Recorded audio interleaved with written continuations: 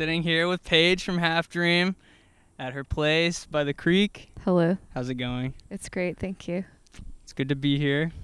Welcome to my creek, my personal creek. Hell yeah.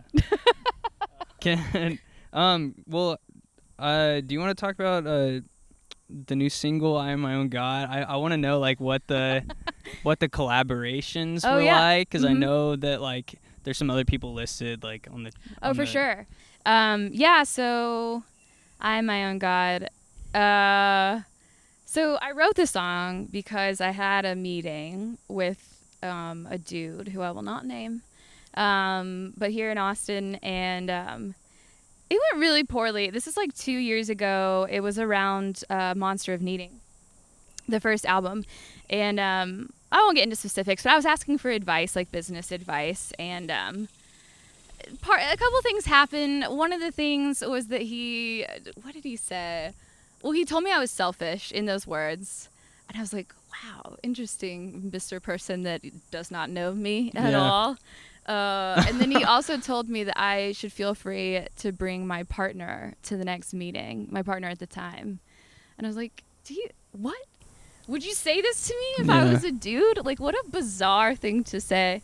Anyway, I was pissed, and I went to a Buzzmill and had 2 whiskeys and rage wrote this song.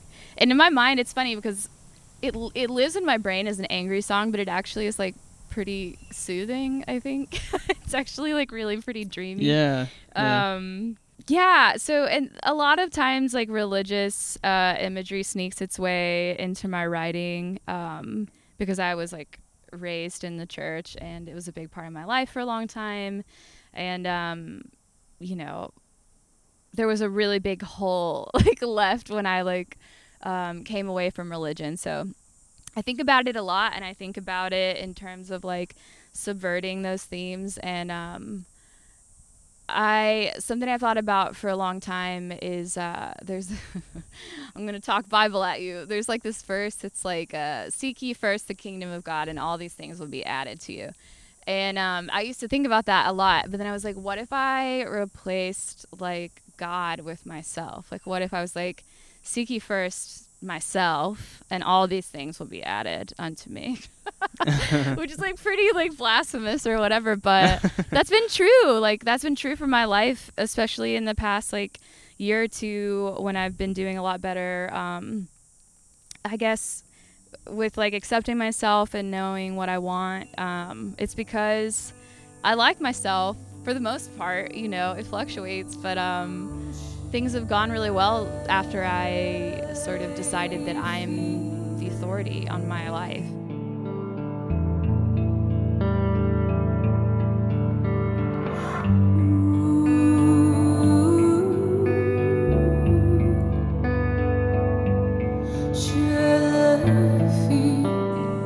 Well, I want to talk about like we almost decided to shoot this at Pace Bend. Oh, right. Mm-hmm. And you sent me this photo that you said you wanted that you wanted to recreate for the single, right? For that for the art. Mm-hmm. So I was wondering if you wanted to talk about like the relevance to the song. Sure. Last summer was really hard for me. Early March, was when everything, shit hit the fan. COVID became like, I mean, it was a thing already, but I think, people like accepted the seriousness of it around that time. And we had a bunch of stuff booked, a bunch of South by stuff. We had the album release was planned for April. And then I realized that I was going to have to cancel everything. And I also canceled my relationship. I broke up with my partner, who at the time was our lead guitarist, and we had dated for 4 years. And so it was just a lot of loss right there together. And I was super not okay for like a while. Probably not until like September or October was I like truly stable. But so part of the way that I coped was I bought a state parks pass, and I absolutely lived at the state parks. Pace Bend is not a state park, but it's an hour away, so it's like pretty accessible. It doesn't feel like, for a depressed person like me, it doesn't feel like so overwhelming to get out there. But it just became a place to be alone with my thoughts. Like, even just like talking to people at the time felt really difficult. And I would go out there and read and like smoke weed and swim.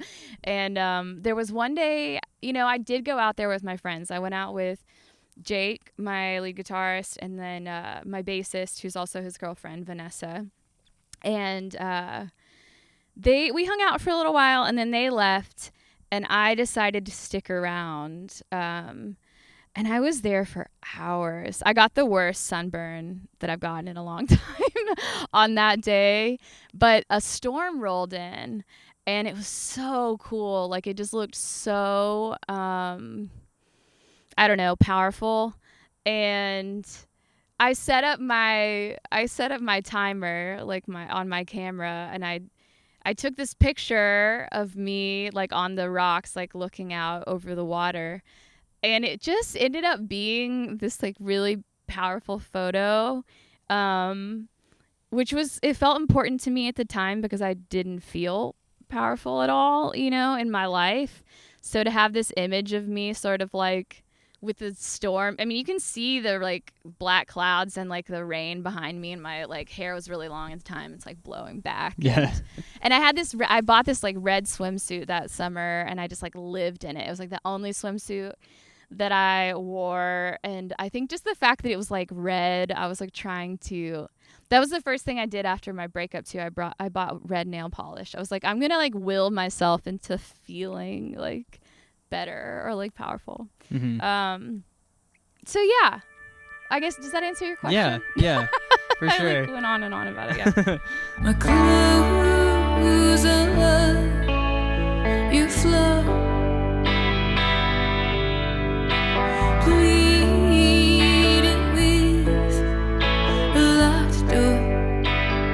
Well, do you have any advice for like young people who want to like work in music or like be like do creative work in Austin? Sure. I tend to like keep this card like close, but I didn't start playing guitar until 2017, and I had written a couple of songs in college, and I had like a little project with a friend, but nothing. And I've always loved to sing. I've always been a performer and a singer, but it really didn't become sort of like serious for me until I came here. Basically, in the beginning, any opportunity to like perform or sing, like I did it. And so I think finding your community is like an important one. And here in Austin, it's pretty easy to do, I think, if you're like willing to just say hi to people and like genuinely ask questions, like to be like, hey, I think you have experience in this thing that I'm interested in, like what are your thoughts? And almost always people are really stoked to talk about it, so yeah, finding your community, asking questions. I like went on a really roundabout thing, but like I didn't start playing guitar until 2017, and I was just so afraid of failure. Like I just thought it was like over my head in some way. And like maybe it is like technically, like I certainly don't know theory. But I just started like fucking around and like making sounds that I thought were cool, and it really just starting, just like the act of starting and then like just trusting myself, open the floodgates of like the songs and the creativity and like like the energy just sort of like I said before, like self perpetuated. So I try to tell people, particularly like I think women or people that identify as women, like to just do it. Like just like pick up a guitar and like make weird sounds, and you don't have to know like what it means. You don't have to know that it's like an A or whatever. Like I just know, I know the basic chords, right? But like I just remember shapes for the most part. And like, and really more than anything, people are interested, I think, in what you have to say and like who you are more than like, this is the fucking pentatonic scale or whatever. Yeah. So if I could like distill all of that down, it would be just to like don't wait until you feel like you're ready to try the thing. Just do it, because somebody out there is going to appreciate it, and even if they don't, it was always for you anyway at the end of the day. You dust the shell